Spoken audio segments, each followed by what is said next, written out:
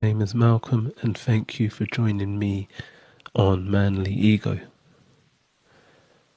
I'm going to quickly tell you about a little story, a true story today of how my ego was hurt, injured. And this is the ego sort of tying in with the pride and that kind of thing. A very generic way that people talk about ego. So where I work, I am amongst young people, and it's trying to help them better themselves to live a more productive life. And when one of these young people, or the young person in question, came onto the association area where the majority of us gather, I stood up, approached him, put my hand out for him to shake my hand.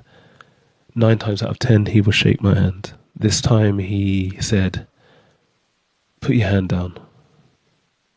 Put your hand down, or don't put your hand out to me." And straight away I kind of looked around the room, almost like, who saw that? Who saw me get rejected? Who? And I think a couple of people gasped, a few people sort of laughed quietly, and that felt like a punch in the chest.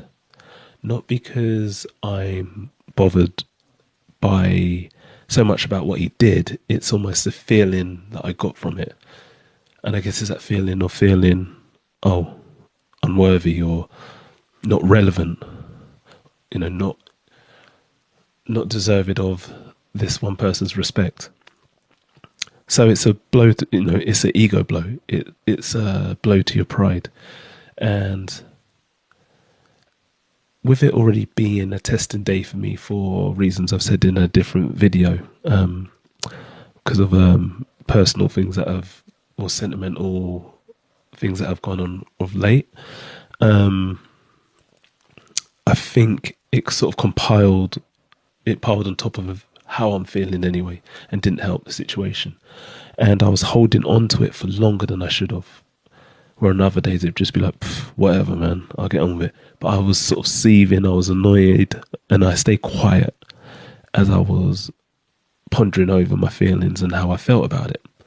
And I knew straight away, the self-awareness took me to, don't let this part of your ego get the better of you. Look at the situation, look at my work environment, and I know this, I've been through this situation many a times, and it means nothing.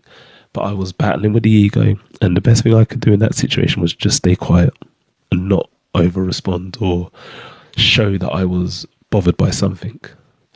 I'd have come across sensitive and weak or weaker, and these are all things that I want to get the right balance with in regards to how I present myself, and not be dominated by the ego in this way or that way.